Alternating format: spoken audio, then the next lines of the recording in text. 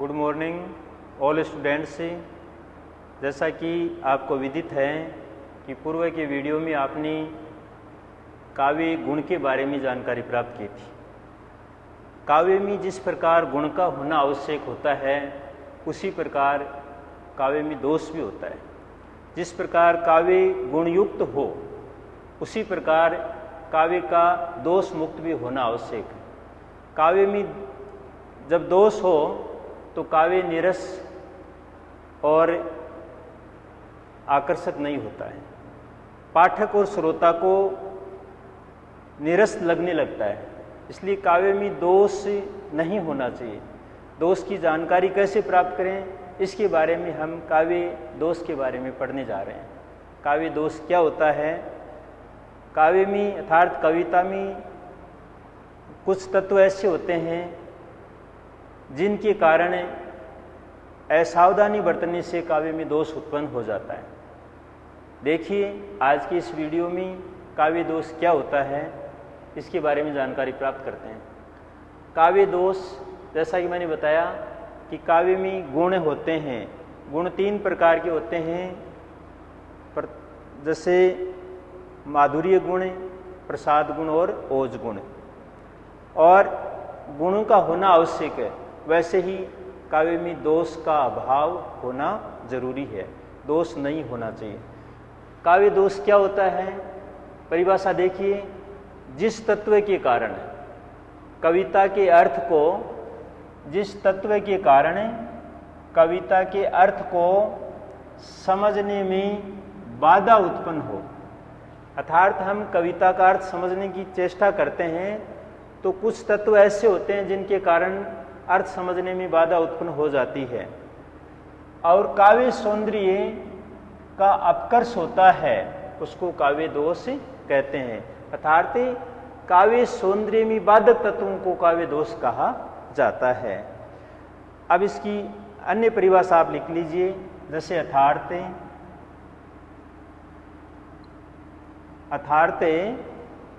काव्य की रसानुभूति में रसानुभूति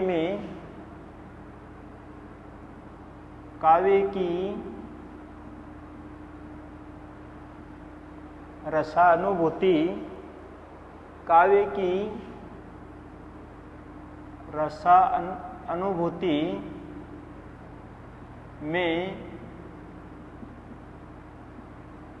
बाधक तत्वों काव्य की रसानुभूति में बाधक तत्वों को काव्य दोष कहा जाता है। बाधक तत्वों को काव्य दोष कहा जाता है। काव्य दोष किसे कहते हैं?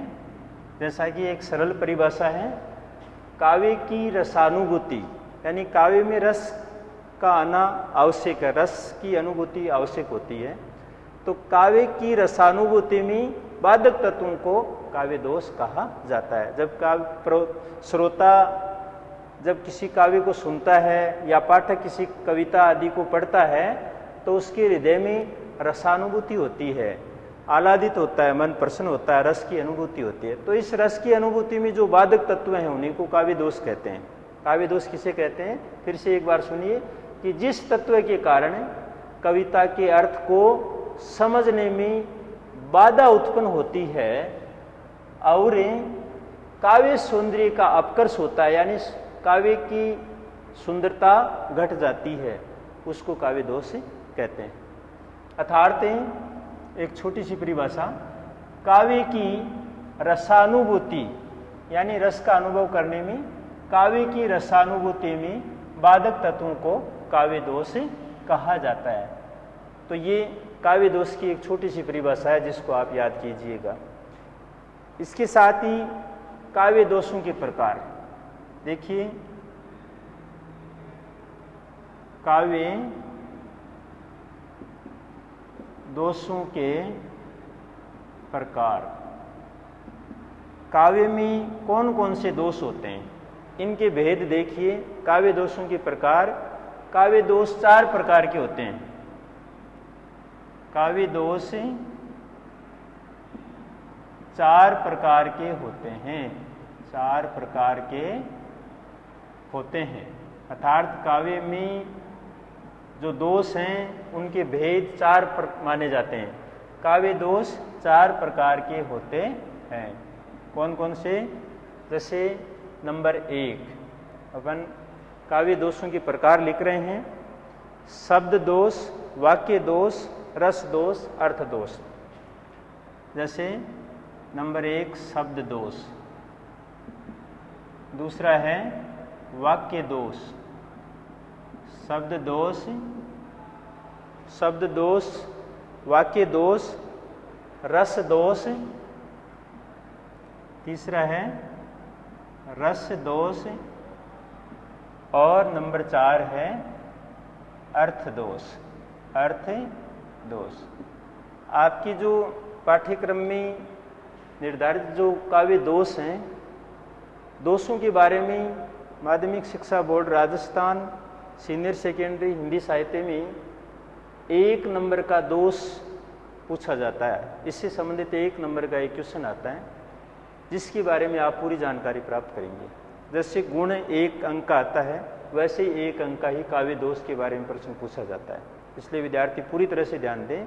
इस 1 नंबर को भी हम पूरी तरह से हासिल करेंगे। काव्य दोष क्या होता है? यानी काव्य की रसानुभूति में, काव्य के रस को अनुभव करने में बाधक तत्वों को काव्य दोष कहते हैं। काव्य दोष 4 प्रकार के होते हैं। नंबर 1 शब्द दोष, नंबर 2 वाक्य दोष, नंबर 3 रस दोष, और नंबर 4 अर्थ दोष। अर्थात दोष 4 प्रकार के होते हैं। एक है शब्द, दूसरा वाक्य, तीसरा रस और चौथा अर्थ। तो शब्द, वाक्य, रस और अर्थ, इस प्रकार दोष 4 प्रकार के होते हैं। अब देखिए नंबर 1 शब्द दोष क्या होता है, इनके बारे में आप जानिए। हम पढ़ रहे हैं शब्द दोष के बारे में। शब्द दोष नंबर 1 नंबर आप लिखेंगे शब्द दोष। शब्द दोष क्या होता है? शब्द दोष, इसके बारे में आप जानिए। वर्णों अथवा शब्दों के प्रयोग में, आप परिभाषा लिखिए इसकी, परिभाषा, परिभाषा। वर्णों अथवा शब्द दोष क्या होता है? वर्णों अथवा शब्दों के प्रयोग में असावधानी होने पर, वर्णों अथवा शब्दों के प्रयोग में असावधानी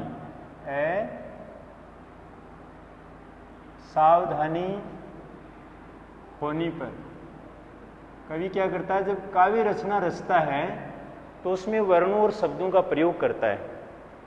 तो जहां वर्णों अथवा शब्दों के प्रयोग में असावधानी होने पर, जब अर्थ का बोध होने से पहले ही, असावधानी होने पर, जब अर्थ का बोध होने से पहले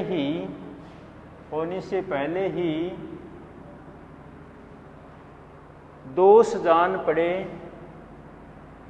पहले ही दोष जान पड़े।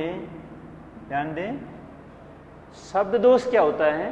परिभाषा, वर्णों अथवा शब्दों के प्रयोग में असावधानी होने पर, जब अर्थ का बोध होने से पहले ही दोष जान पड़े। यानी कवि जब काव्य रचना करता है तो वर्णों का और शब्दों का प्रयोग करता है। तो वह वर्णों और शब्दों का प्रयोग करते समय किसी बात की जब कोई असावधानी कर देता है, अर्थात उनके द्वारा जब कोई असावधानी हो जाती है, तब श्रोता या पाठक को क्या होता है? असावधानी होने पर, जब अर्थ का बोध होने से पहले, यानी पाठक जब पढ़ता है तो उसके अर्थ का बोध होने से पहले दोष जान पड़े, उसको पहले से महसूस हो जाता है कि इस काव्य रचना में तो दोष व्याप्त है। दोष जान पड़े वहाँ शब्द दोष होता है, वहाँ शब्द दोष होता है जी। देखिए एक बार फिर कि शब्द दोष क्या होता है। जहाँ वर्णों अथवा शब्दों के प्रयोग में असावधानी हो और उसका अर्थ, उसके अर्थ का बोध होने से पहले ही दोष जान पड़े, वहाँ शब्द दोष होता है। अर्थात जिस काव्य में वर्णों अथवा शब्दों के प्रयोग में असावधानी होने पर जब अर्थ का बोध होने से पहले ही दोष जान पड़े, वहाँ शब्द दोष होता है। यानी किसी काव्य का अर्थ की जानकारी प्राप्त या बोध या अनुभव होने से पहले ही दोष की जानकारी हो जाती है या दोष महसूस हो जाता है, तब मान लेना चाहिए कि वर्णों और शब्दों की असावधानी है। इस वजह से इसमें कौन सा दोष है? शब्द दोष माना जाता है जी। शब्द दोष के बारे में आपने ये छोटी सी परिभाषा मतलब जानकारी प्राप्त की। अब इस शब्द दोष कौन कौन से होते हैं इनके बारे में आप देखिए। शब्द दोष भी बहुत से होते हैं। शब्द दोष निम्न लिखित होते हैं। शब्द दोष निम्नलिखित होते हैं। कुछ शब्द दोष ऐसे हैं जिनके बारे में मैं आपको पढ़ाने जा रहा हूँ। शब्द दोष निम्नलिखित हैं, यानी जो मैं लिख रहा हूँ आप उनको देखिए। शब्द दोष जहाँ वर्णों और शब्दों के प्रयोग में असावधानी होने पर जब अर्थ का बोध होने से पहले दोष जान पड़े, वहाँ शब्द दोष होता है। शब्द दोष कौन कौन से होते हैं इनके बारे में आप देखिए। नंबर 1 जो आपके पाठ्यक्रम में निर्धारित है, शामिल है, उसको देखिए। 1 नंबर, इसका नाम है श्रुति कटुत्व दोष। श्रुति कटुत्व दोष। श्रुति कटुत्व दोष क्या होता है? जैसा कि शब्द में अर्थ निहित है, श्रुति माने सुनने में, कटुत्व माने कटुता, अर्थात जिस काव्य के अर्थ को, जिस काव्य के उच्चारण को सुनने में कटुता हो, सुनने में जहाँ कटुता यानी कटु वचनों का प्रयोग होता है, वहाँ श्रुति कटुत्व दोष होता है। तो इसकी परिभाषा अपन लिखेंगे। यहाँ शब्द दोष में पहला दोष है श्रुति कटुत्व दोष। श्रुति कटुत्व दोष जब किसी कविता की पढ़नी अथवा सुननी मात्र से, जब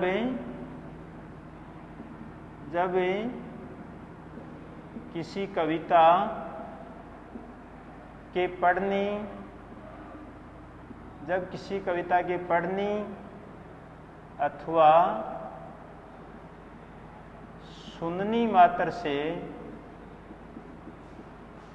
जब किसी कविता की पढ़नी अथवा सुननी मात्र से कानों में कटुता अथवा कड़वापन उत्पन्न हो जाए, जब किसी कविता की पढ़नी अथवा सुननी मात्र से कानों में कटुता, कटुता मतलब कड़वापन छा जाए, जब किसी कविता की पढ़नी अथवा सुननी मात्र से कानों में कटुता अथवा कड़वापन उत्पन्न हो जाए, कटुता अथवा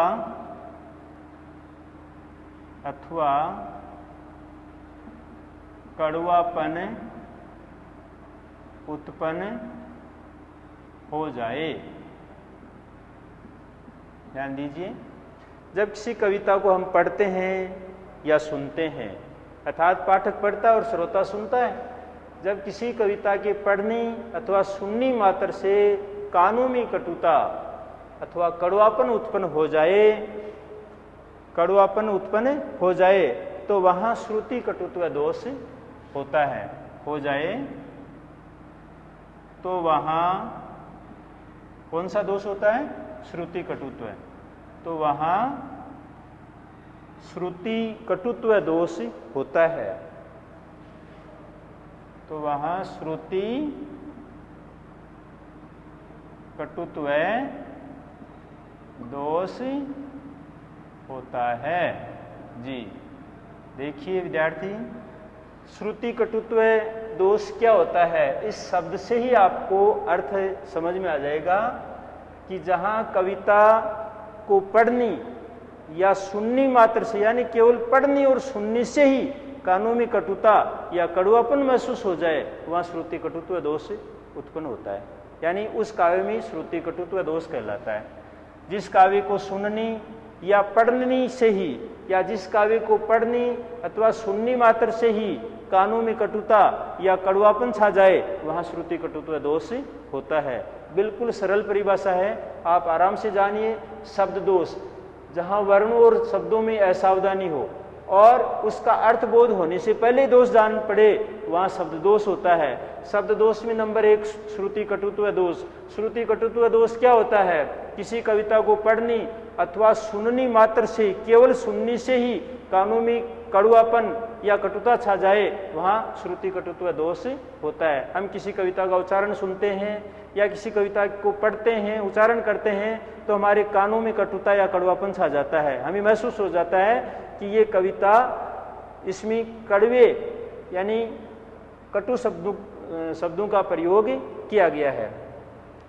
लेकिन अब जहां कड़वापन उत्पन्न हो जाता है तो वहां श्रुति कटुत्व दोष उत्पन्न हो जाता है। तो इसलिए कहा गया है कि जब किसी कविता के पढ़नी अथवा सुननी मात्र से कानों में कटुता अथवा कड़वापन उत्पन्न हो जाए, वहां श्रुति कटुत्व दोष होता है। अर्थात कोमल रसों के वर्णन में, दूसरी परिभाषा आप देखिए, बहुत ही सरल। अर्थात कोमल रसों के वर्णन में कठोर, अर्थात देखिए दूसरे तरीके से सरल परिभाषा, अर्थात कोमल रसों के वर्णन में, कोमल रसों के वर्णन में कठोर वर्णों के प्रयोग से, कठोर वर्णों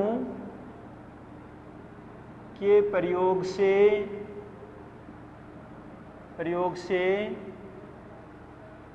श्रुति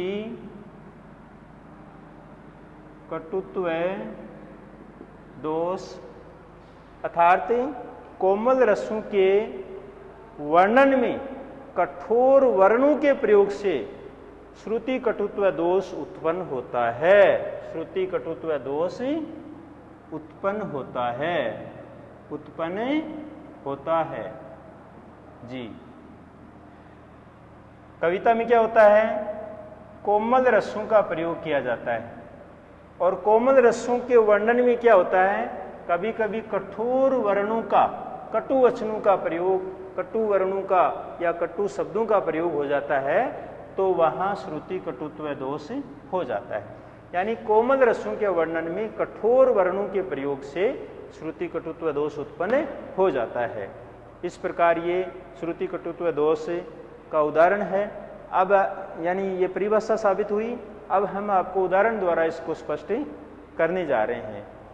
तो देखिए, एक उदाहरण, श्रुति कटुत्व दोष का उदाहरण लिखने जा रहा हूं। आप उदाहरण लिखेंगे नंबर, जैसे उदाहरण नंबर 1, आपको अलग अलग उदाहरण से समझा रहा हूं। देखत कबू कोतक इतई,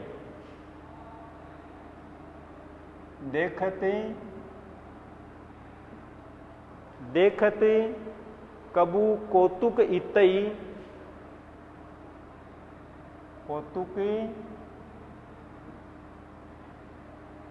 इतई, देखत कबू कौतुक इतई, देखो नेकु विचारी, देखो नेकु विचारी। देखत कबू कोतक इतई, देखो नेकु विचारी, नेकु विचारी, विचारी जी। पहली पंक्ति, देखत कबू कौतुक इतई, देखो नेकु विचारी, कब की इकटक डटी रही, कब की इकटक, कब की इकटक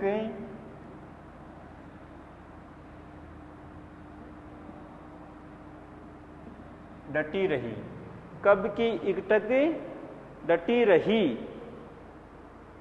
डटी रही, कब की इकटक डटी रही, टटिया अंगूरिन डारी, टटिया अंगूरिन डारी। देखिए, एक नायक नायिका का कथन है, इसमें इस काव्य में देखिए क्या दोष है। देखत कबू कोतक इतई, देखू नेकू विचारी, कब की इकटक डटी रही, टटिया अंगुरिन डारी। तो यहाँ उपयुक्त दोहे में नायिका टटियों को अंगुलियों से हटाकर नायक को देख रही है। एक नायिका की मनोदशा का चित्रण किया गया है इसमें। इस दोहे में क्या है, नायिका टटिया को अपनी अंगुलियों से हटा करके और एक टक यानी टकटकी लगाए उन्हें देख रहे। तो यहाँ कटु शब्द है, सुनने में कड़वा लग रहा है, कड़वापन उत्पन्न हो रहा है, इसलिए क्या है, श्रुति कटुत्व दोष। काव्य में जब किसी कविता को पढ़नी और सुननी मात्र से ही कानों में कटुता या कड़वापन उत्पन्न हो जाए तो वहां मान लीजिए श्रुति कटुत्व दोष निश्चित है। तो श्रुति कटुत्व दोष में इसी दोहे से सिद्ध होता है कि देखत कबू कोतक इतई, देखो नेकू विचारी। नायिका नायक को बड़ी कौतूहल के साथ, जिज्ञासा के साथ देख रही है, लेकिन उसकी दशा कैसी है, कब की एकटक डटी रही, टटिया अंगुरिन डारी। नायिका अपनी अंगुलियों में, अपनी अंगुलियों को टटिया में डाले हुए लगातार टकटकी लगाए हुए नायक की ओर देखती रही। तो इसलिए कड़वापन है। और कौन सा दोष है, श्रुति कटुत्व दोष है। हाँ जी, अब इसके बारे में आप स्पष्टीकरण लिख सकते हैं। उपयुक्त दोहे में नायिका, आप लिखो उपयुक्त, उपयुक्त का मतलब जो ऊपर लिखा हुआ दोहा है उसके बारे में देखिए। उपयुक्त दोहे में नायिका को, उपयुक्त दोहे में नायिका को, उपयुक्त दोहे में नायिका को टटिया को अंगुलियों से हटाकर, टटिया को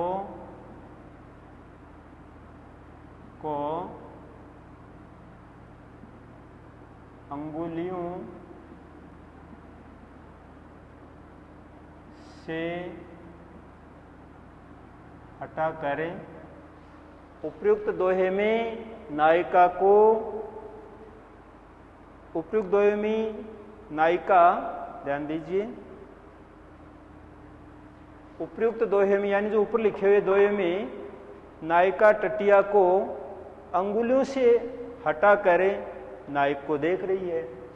उपयुक्त यानी इस दोहे में, कौन से दोहे में, इसमें नायिका टटिया को अंगुलियों से हटाकर किसको देख रही है, नायक को देख रही है।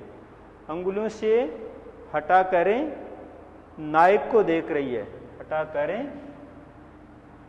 नायक को देख रही है, देख रही है। जी ध्यान दीजिए, उपयुक्त दोहे में अर्थात ऊपर लिखे हुए दोहे में नायिका टटिया को अंगुलियों से हटाकर नायक को देख रही है। किसको देख रही है, नायक को देख रही है। इसमें क्या है कि यहाँ श्रृंगार रस के इस वर्णन में, श्रृंगार रस के इस वर्णन में ट वर्ग के वर्णों के प्रयोग के कारण श्रृंगार रस, श्रृंगार रस के इस वर्णन में, श्रृंगार रस के इस वर्णन में ट वर्ग ट वर्ग जानते हो, ट ठ डे ढैण, तो यहाँ ट टी या, यहाँ ट वर्ग के वर्ण आए इसमें, अक्षर आए। उपयुक्त द्वयमी नायिका टटिया को अंगुलियों से हटाकर नायक को देख रही है। श्रृंगार रस अर्थात इस द्वयमी श्रृंगार रस के इस वर्णन में ट वर्ग के वर्णों के प्रयोग के कारण, ट वर्ग के वर्णों के प्रयोग के कारण, ट वर्ग के, कौन सा वर्ग है, ट वर्ग, ये रहा देखो, ट वर्ग के वर्णों, ट वर्ग के वर्णों के प्रयोग, क्या लिखेंगे अपन, वर्णों, वर्णों के प्रयोग के कारण कौन सा दोष है, श्रुति कटुत्व दोष है, के कारण श्रुति कटुत्व दोष है। जी, इस उदाहरण से स्पष्ट हो चुका है कि श्रुति कटुत्व दोष क्या होता है। जी, इसी प्रकार हम एक दूसरा उदाहरण स्पष्ट करने जा रहे हैं, नंबर 2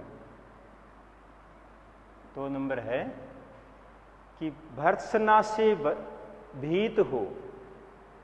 दूसरा उदाहरण एक पंक्ति का, जैसे भर्त्सना से भीत हो, भर्त्सना से भीत हो वह बाल तब चुप हो गया। भर्त्सना से भीत हो वह बाल तब चुप हो गया। जी, पहली पंक्ति देखिए, एक ही लाइन है, भर्त्सना से भीत हो वह बाल तब चुप हो गया। देखिए यहां भर्त्सना में श्रुति कटुत्व दोष है, इस शब्द में, यहां भर्त्सना में कौन सा दोष है, श्रुति कटुत्व दोष है। जी, इस पंक्ति में क्या है, भर्त्सना शब्द में क्या है, श्रुति कटुत्व दोष है, क्योंकि सुनने में भर्त्सना से भीत हो वह बाल तब चुप हो गया, तो यह भर्त्सना शब्द में सुनने में कटुता है, इसलिए श्रुति कटुत्व दोष है। इस प्रकार आपने शब्द दोष में नंबर 1 श्रुति कटुत्व दोष के बारे में जानकारी प्राप्त की। आगे हम नेक्स्ट वीडियो में आपको शब्द दोष के जो अन्य भेद है उनके बारे में समझाएंगे। तब तक के लिए धन्यवाद।